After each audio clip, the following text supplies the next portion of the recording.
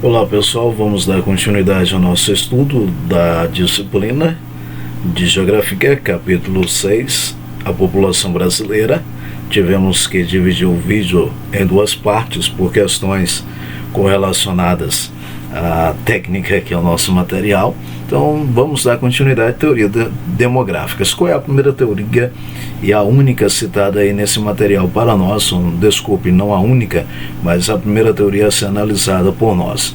É a teoria malthusiana, que apresenta até aqui para nós a descrição dela. E depois aparece a teoria neomalthusiana, a reformista. Então são três tipos de teorias. Preste bem atenção, vocês irão ler esse material, irão fazer marcações fundamentais, mas preste bem atenção nesta minha palavra. Teoria malthusiana. A teoria malthusiana, ela corresponde ao quê?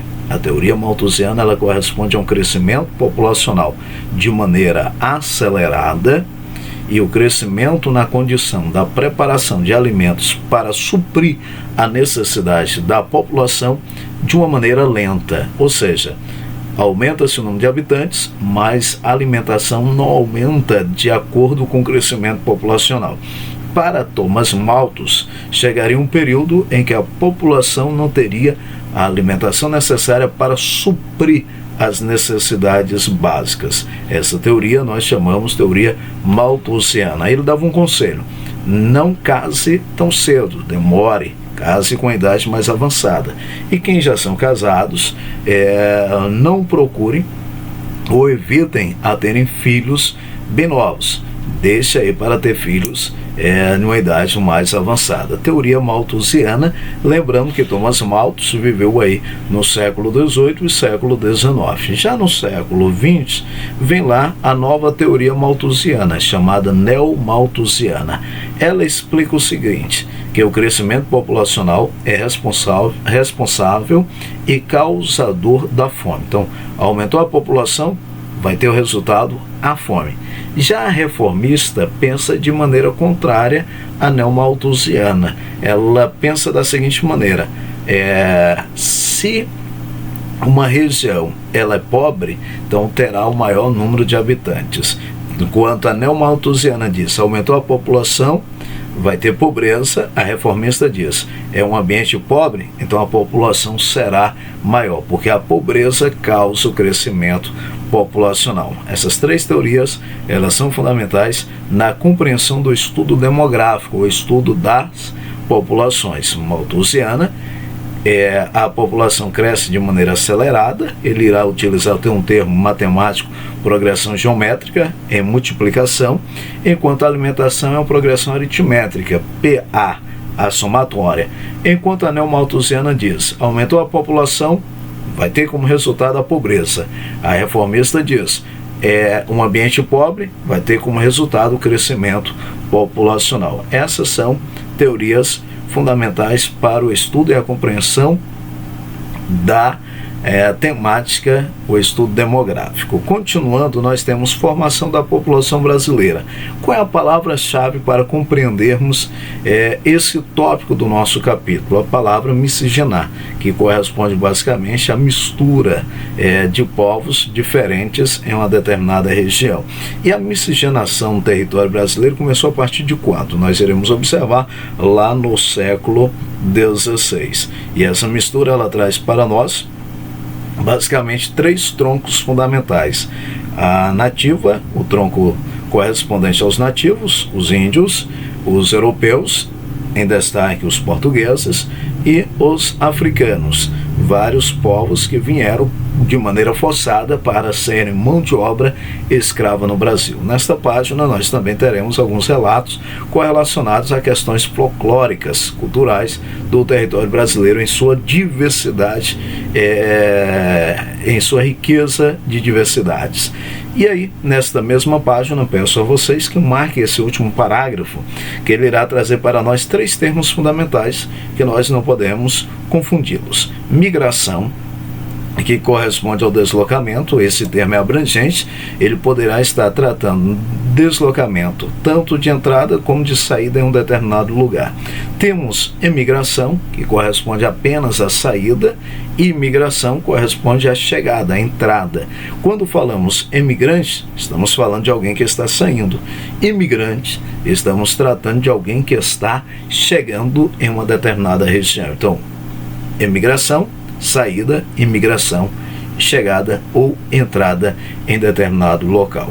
Continuando, perceberemos os principais povos que migraram para o Brasil.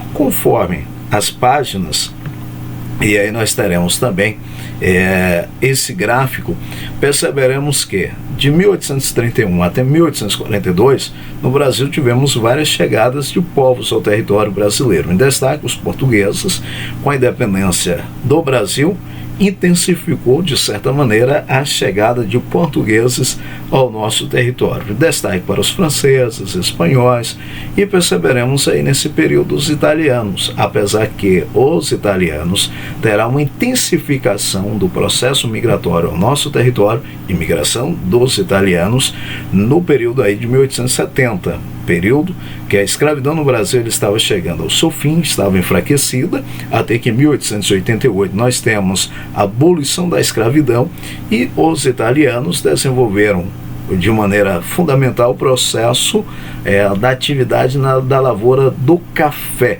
no sudeste brasileiro. E foram importantes também para o processo da industrialização no Brasil, que será no século XX, tendo em vista que na Itália nós já temos vestígio do processo da industrialização. Aí vem africanos, lembrando que os africanos chegaram ao território brasileiro de maneira forçada. Os africanos não vieram para o Brasil de maneira voluntária, o que é chamado no estudo geográfico de migração forçada e não uma migração voluntária. E dentre os africanos nós perceberemos aí 325 anos basicamente de migrações forçadas dos africanos ao Brasil. Perceberemos em média 4 milhões de africanos tenham sido escravizados e forçados a vir para o Brasil. Nós teremos daí das nacionalidades ligadas a Angola, Congo, África do Sul ou África Central no nosso território. E aí mais uma vez nós observamos o processo migratório forçado.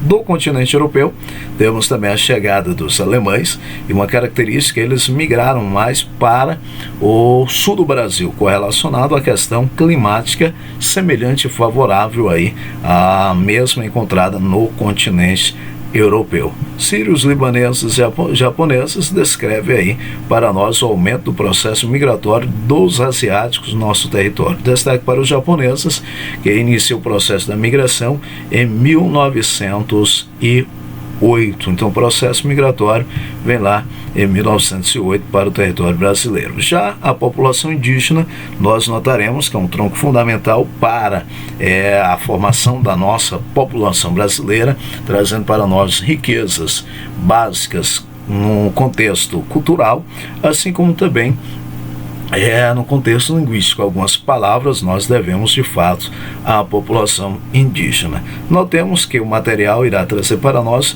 um possível aumento da população indígena, e isso está correlacionado à demarcação de terras indígenas, que é um processo previsto pela Constituição Federal. Lembrando que a Fundação Nacional do Índio, FUNAI, passa a ser um órgão do governo federal submetido ao Ministério da Justiça, que tem aí como finalidade a regularização das terras indígenas. Seria um braço do governo para apoiar e beneficiar os índios em ações necessárias. Nós daremos uma pausa por aqui. A página 47 também desenvolvam a atividade. Um forte abraço a todos vocês.